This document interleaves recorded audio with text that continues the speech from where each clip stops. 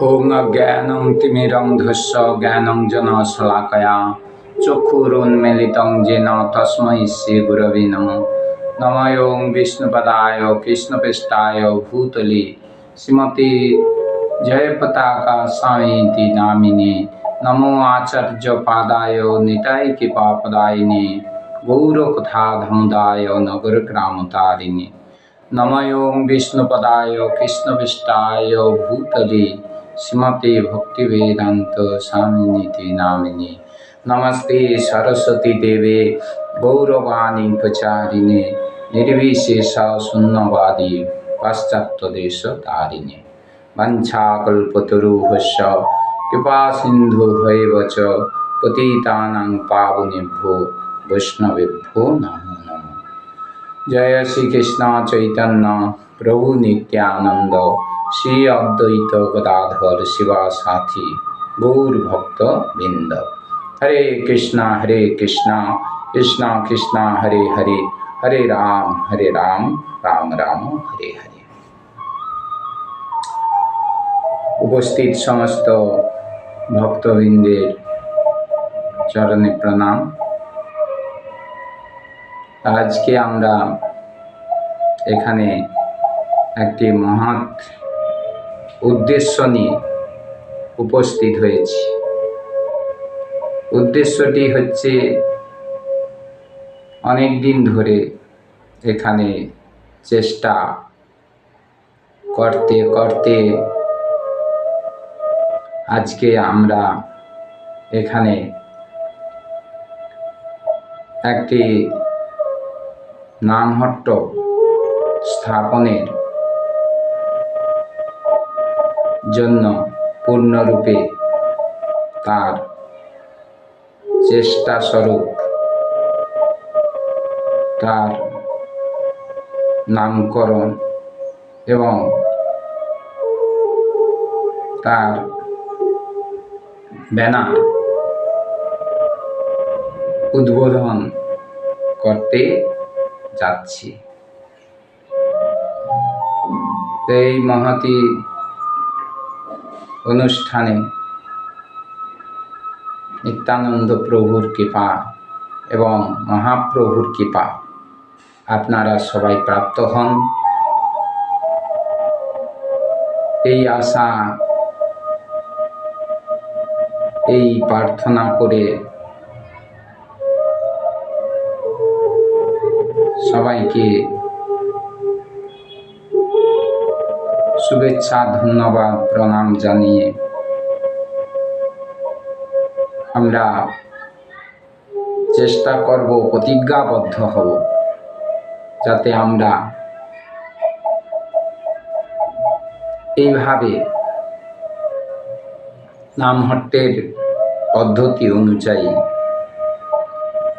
পরিচালিত হয়ে নিত্যানন্দ প্রভুর পদ্ধতি অনুযায়ী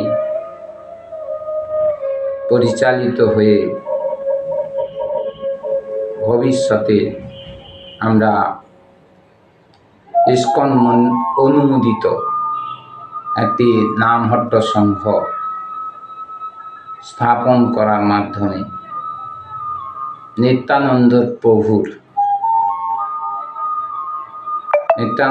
প্রভুর প্রতিনিধি, ভগবানের প্রতিনিধি সদ্গুরু কৃপা প্রাপ্ত হতে পারি।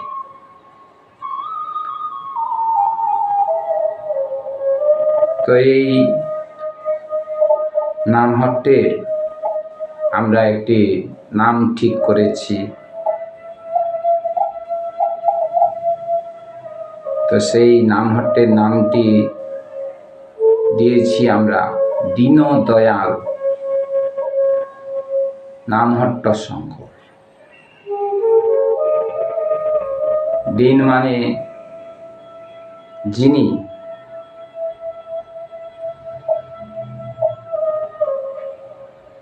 গরিব হলেও তাকে উপেক্ষা করেন না। দীনহীন যত ছিল হরি নামে উদ্ধারিল, তার সাক্ষী জগাই আর মাথায়। দিন মানে আমাদের এটি মাথায় রাখতে হবে, দিন মানে ভগবান আর ভক্তের কাছে আমরা কত ছোট, কত সেবা করতে পারি সেটিকে বোঝা। তাই এই নামহট্টের যারা আপনারা সদস্য হচ্ছেন, শুভাকাঙ্ক্ষী হচ্ছেন, তাদের সবাই চেষ্টা করা উচিত যাতে এই নামহট্টটি খুব সুন্দরভাবে চলে। নিত্যানন্দ প্রভুর কৃপা আপনারা পেতে পারেন এবং আপনারা পাবার পর সেই কৃপা আপনার প্রিয় ব্যক্তিদের প্রদান করার চেষ্টা করতে পারেন, যাকে এক কথায় আচার এবং প্রচার বলে বর্ণনা করা হয়। মহাপ্রভুর ইচ্ছা, আচার প্রচার নামে করহ দুই কার্য, তুমি জগৎগুরু তুমি আচার্য। সেটি আপনারা চেষ্টা করবেন। এই অনুরোধ রেখে আজকে কিছু আমরা ভগবান কৃষ্ণের লীলা কথা আস্বাদন করার চেষ্টা করব। আমাদের নিত্যদিনের মতো নিত্যদিন এই গীতা ভাগবত পাঠ করা উচিত। যারা পাঠ করতে পারেন না তারা শ্রবণ করা উচিত।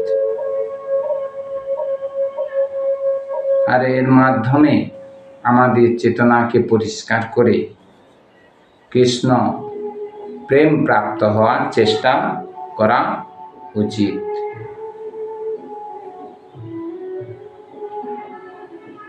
তো সেই জন্য আমাদের সর্বদা চেষ্টা করা উচিত।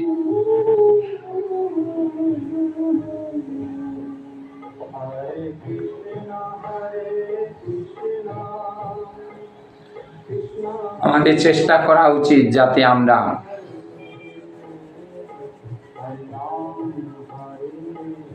ভগবানের কৃপার মাধ্যমে আমাদের এই দুর্লভ মনুষ্য জীবন সার্থক করতে পারি। তো এখন আমরা নিত্যদিনের মতো একটি গীতার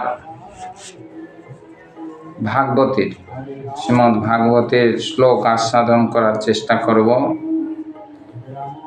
শ্রীমদ্ ভাগবতের শ্লোক নাম্বার হচ্ছে 26, অধ্যায় হচ্ছে 3 এবং স্কন্ধ হচ্ছে 9।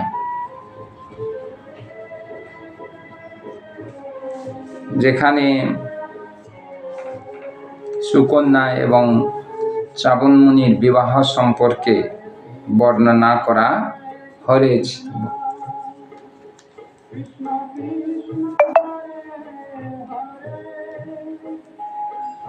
শ্রী শুকোবাচ অম্বজানন তত সর্বে গ্রাহম সোমস্য চ অশ্বিনু ভীষজৌ ইতি যৎপূর্বম সোম আহুতা বহিষ্কৃতৌ।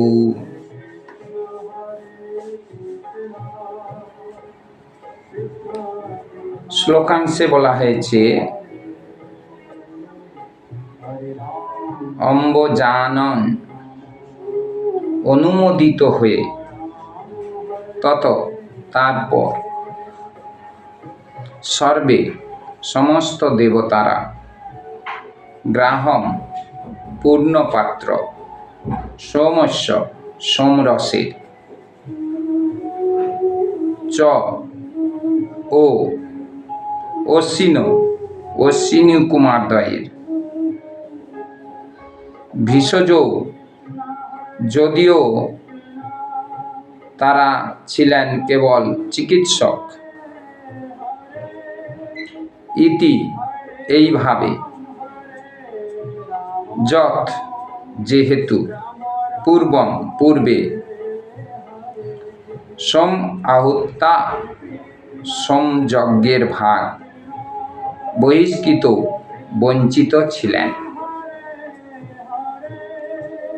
অনুবাদে ইস্কন প্রতিষ্ঠাতা আচার্য জগৎগুরু শিল প্রভুপাদ বলছেন, যদিও অশ্বিনী কুমার দ্বয় চিকিৎসক বলে যজ্ঞে সোমরস পানের অধিকার থেকে বঞ্চিত ছিলেন, তবুও সেই সময় থেকে দেবতারা তাদের সোমরস পান করতে দিতে সম্মত হয়েছিলেন। অনেক ঘটনা রয়েছে, তাই আমি আপনাদের কাছে সামান্য কিছু বলার চেষ্টা করছি। এক সময় এই চাবন মুনি সুকন্যাকে বিবাহ করার পর সুকন্যার পতিব্রতায় প্রসন্ন হয়ে তখন তিনি সুকন্যার মনোবাঞ্ছা পূর্ণ করার জন্য এবং নিজেকে যোগ্য করার চেষ্টা স্বরূপ অশ্বিনী কুমার দ্বয়কে স্মরণ করেন, প্রার্থনা করেন অশ্বিনী কুমার দ্বয়ের কাছে যাতে তারা ভালোভাবে শরীর প্রাপ্ত হতে পারেন। আর সেই জন্য তিনি প্রার্থনা করতে লাগলেন এবং তখন চাবন মুনির সেই প্রার্থনা শুনে অশ্বিনী কুমার দ্বয় প্রসন্ন হলেন এবং তখন তিনি নবযৌবন প্রাপ্ত এক যুবকে পরিণত হলেন। আর সেই নবযুবককে দেখে তার বাবা অর্থাৎ সুকন্যার বাবাও চিনতে পারছিলেন না। কন্যাকে ভৎসনা করার পর আসল ঘটনা যখন জানতে পারলেন তখন তিনি খুব গর্ববোধ করেছিলেন যে তার কন্যা সুকন্যা একজন পতিব্রতা নারী। তারপর রাজা এই সুকন্যা পিতা সরজাতি ইচ্ছায় এবং চাবন মুনির চেষ্টায় একটি যজ্ঞ অনুষ্ঠিত হয়। সেই যজ্ঞে এই অশ্বিনী কুমার দ্বয়কে যাতে সোমরস পানের অধিকার দেওয়া যায় তার জন্য চাবন মুনি তাদের দুজনকে ওই অশ্বিনী কুমার দ্বয়কে দিতে চাইলেন সোমরস পূর্ণ পাত্র। সেই কথা জানতে পেরে দেবতাদের রাজা যে দেবরাজ ইন্দ্র তিনি ক্রুদ্ধ হয়ে বজ্র হাতে করে চাবন মুনিকে হত্যা করার জন্য যজ্ঞস্থলে উপস্থিত হলেন। কিন্তু চাবন মুনির ভক্তির প্রভাবে তপস্যার প্রভাবে তিনি দেবতার রাজা এই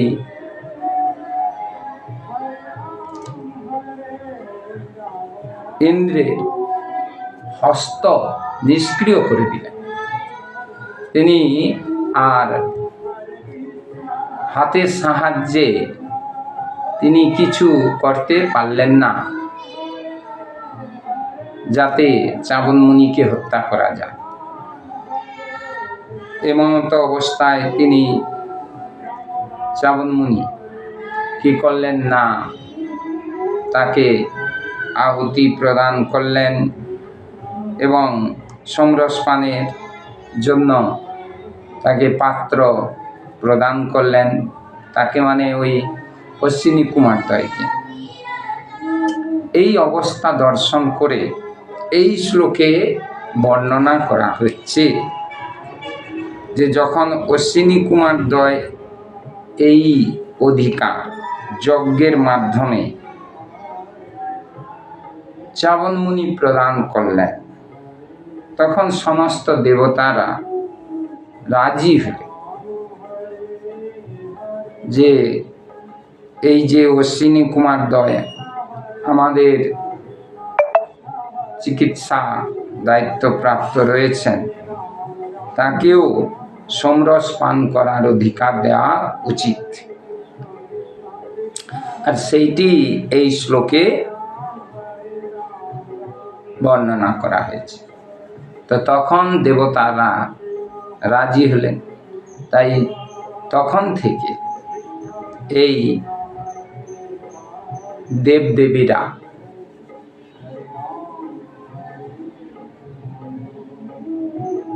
অশ্বিনী কুমারদ্বয়কেও সোমরস পানের অধিকার ফিরিয়ে দিলেন।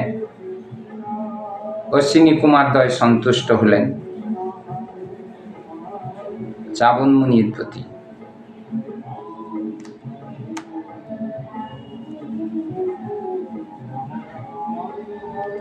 সেই জন্য আমাদেরও চেষ্টা করা উচিত ভক্তির মাধ্যমে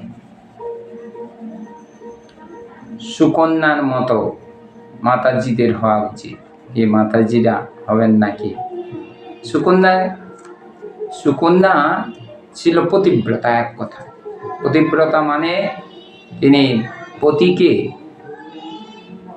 পরম পতিকে কেন্দ্র করে সেবা করতেন। আর এই চাবন মুনি ছিলেন পরমপতি, অর্থাৎ ভগবান কৃষ্ণের পরম সেবক। আর সেই জন্য উভয়ই কৃষ্ণের সংসারে বাস করতেন, ভগবানের সংসারে বাস করতেন। তাই যা কিছু করতেন তা হচ্ছে ভগবানের সন্তুষ্টি বিধানের জন্য করতেন। তাই আমরাও যদি জড়জগতে এইরকম ভাবে স্বামী স্ত্রী সুকন্যা এবং চাবন মুনির মতো একে অপরের সেবার মাধ্যমে পরম পতি ভগবান কৃষ্ণের সেবায় যুক্ত থাকি, তাহলে আমাদের অবশ্যই এই দুর্লভ মানুষ্য জীবন সার্থক হবে, সর্ববাঞ্ছা সিদ্ধ হয়, যমবন্ধ ছুটে, জগতে দুর্লভ হইয়া প্রেমধন লুটে। এই কৃষ্ণ প্রেম আমরা প্রাপ্ত হতে পারি এই ভগবত ভক্তির মাধ্যমে। তাই আমাদের নিত্যানন্দ প্রভু কৃপা করে এই নামহট্ট শিক্ষা প্রদান করেছেন। আমাদের বিশ্ব নামহট্ট প্রচার মন্ত্রী গুরুদেব জয়পতাকা স্বামী গুরু মহারাজ, তিনি আমাদের মাধ্যমে, তার শিষ্যদের মাধ্যমে, তার প্রতিনিধিদের মাধ্যমে তা প্রচার করছেন। এবং যারা এই প্রচারের মাধ্যমে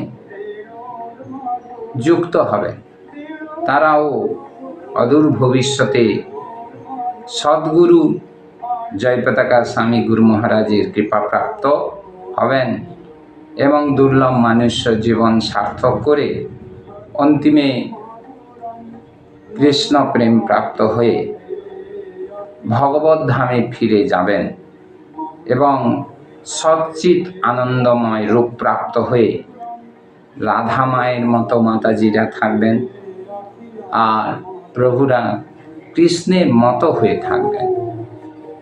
আর এইটাকেই আমাদের বলা হয় সর্ববাঞ্ছা। এই বাঞ্ছা পূরণ হওয়াই হচ্ছে দুর্লভ মনুষ্য জীবনের সার্থকতা।